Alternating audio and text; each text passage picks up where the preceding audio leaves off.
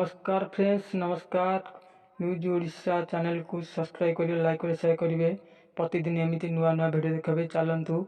आज रही कालिया योजनार भूमिहीन चाषी नुआ अपडेट जे कि काली राज्य सरकार घोषणा कर श्रीजुक्त नवीन पट्टनायक आमर कैबिनेट रे बैठक कर भूमिहीन चाषी मान पुणी मिल 14,500 टंका जे कि वर्षिक 12,500 टंका मिलता एबे 14,500 टंका मिलियो बोली नुआ अपडेट करिसेंती।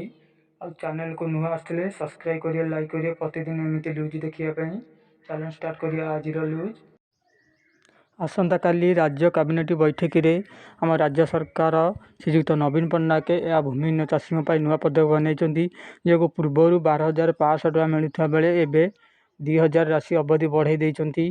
एबे मिलवाक जाउची 14,500 टंका। 3 वर्ष कालिया योजनार अवधि बढ़ा जाइए 2024, 25, 26 3 वर्ष आम राज्य सरकार श्रीजुक्त नवीन पट्टनायक बढ़ई देइचंती।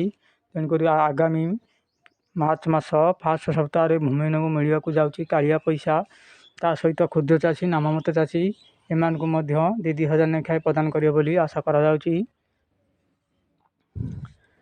कहीं आमर कालिया योजना भूमिहीन को 2021-22 मिल नथिबार कौन आर्थिक सहायता एजाए मिलनी।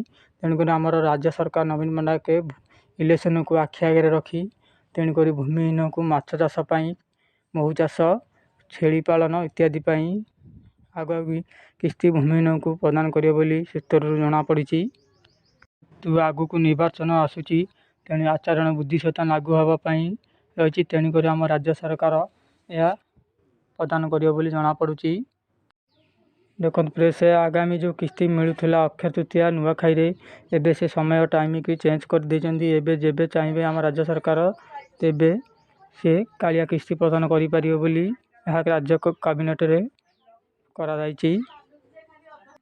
प्रत्येक दिन एमती न्यूज देखा मोर चैनल को सब्सक्राइब करेंगे, लाइक करंतु, शेयर करंतु।